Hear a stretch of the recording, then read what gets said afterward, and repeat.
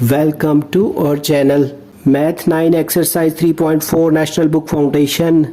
इस वीडियो में हम इसका क्वेश्चन 3 जो है वो सॉल्व करेंगे। इसमें गिवन है इफ पी की कुछ वैल्यूज गिवन है 7, 8, 9, देन फाइंड करने हैं दो binary relation, two binary relations from P to P मतलब पी और पी को क्रॉस करना है, यानी P मल्टीप्लाई P। इसके फिर ऑर्डर्ड पेयर्स मतलब फाइंड करने होंगे ना। Also find domain and range of each relation. वो जो दो बाइनरी रिलेशंस फाइंड करने हैं, फिर उनका डोमेन और रेंज भी बताना है।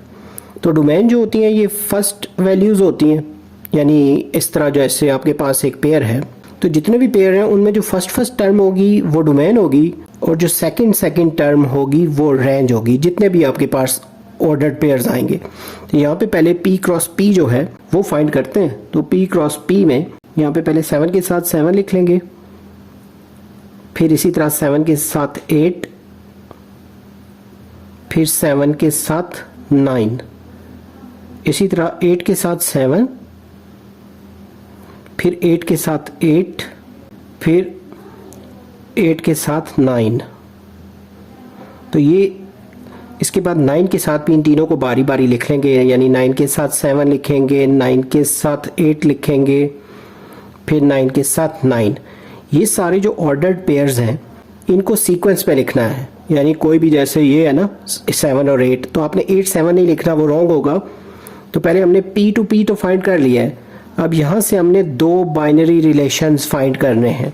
तो इसमें बहुत से बाइनरी रिलेशंस हैं, जैसे ये एक बाइनरी रिलेशन है, इन दोनों को मिला के एक अलग बाइनरी रिलेशन बन जाएगा, इन दोनों को मिला के एक अलग 3 का भी बाइनरी रिलेशन हो सकता है। तो हम थोड़ा सिंपल वाला ले लेते हैं। फर्स्ट जो बाइनरी रिलेशन है उसको हम R1 कहते हैं। तो उसमें हम ये जो फर्स्ट और सेकेंड वाले दो पेयर्स हैं इनको लिख लेते हैं, जैसे ये 7 7, उसके अलावा 7 8। ये सपोज हमारा जो फर्स्ट बाइनरी रिलेशन है ये है। तो इसके लिए कोई रिस्ट्रिक्शंस नहीं है, आप सिंपल पहले वाले को लिख सकते हैं या सिंपल सिर्फ दूसरे वाले को भी लिख सकते हैं, या तीनों टर्म्स को या 4 टर्म्स को भी मिला के रिलेशन में लिख सकते हैं, क्योंकि उन्होंने ये नहीं बताया कि कौन सा लिखना है। तो आपने अपनी मर्जी से रिलेशन लिख लेना है, फिर इसका डोमेन और रेंज लिखना है इस रिलेशन का। तो डोमेन जो होंगे इसकी जो फर्स्ट वाली एक्स टर्म्स है, जैसे इसमें भी 7 है इसमें भी 7 है, तो रिपीट नहीं करना होता बार बार। अगर 2 दफ़ा आ गया कोई वर्ड तो आपने उसको सिंगल टाइम ही लिख लेना है। तो इसका डोमेन जो है वो 7 आ जाएगा। इसी तरह इसकी जो रेंज है, ये जो हमने रिलेशन लिखा है ये वाला, रेंज इसकी जो सेकंड वाली टर्म्स होती हैं ये, तो इसकी सेकंड टर्म 7 है, इसकी सेकंड वाली टर्म 8 है।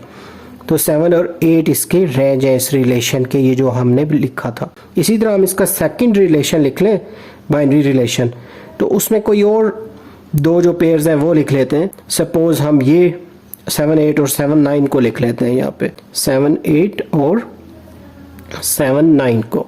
तो ये हमारा सेकंड रिलेशन है। इसमें बताने हैं कि डोमेन और रेंज। तो डोमेन जो है इसमें इसकी जो एक्स टर्म्स होती है ना, फर्स्ट नंबर, वो डोमेन होते हैं, और अगर वो सिमिलर हो तो उनमें से कोई एक ही लिख लेते हैं। और रेंज जो वाई वाली टर्म्स है वो होती हैं, जैसे ये और ये, तो इसमें 8 है और इसमें 9, तो रेंज में 8 और 9 आ जाएगा। ये जो हमारा क्वेश्चन 3 है उसकी रिक्वायरमेंट के अकॉर्डिंग हमने P क्रॉस P यानी P टू P भी फाइंड कर लिया, उसके बाद दो बाइनरी रिलेशन यानी R1 और R2 भी फाइंड कर लिए, और फिर जो रिलेशन हमने फाइंड किए थे उनके डोमेन और रेंज जो हैं वो भी फाइंड कर लिए। उम्मीद है आपको ये क्वेश्चन समझ आ गया होगा। जल्द न्यू वीडियो में नए लेक्चर के साथ मिलेंगे। Have a nice time.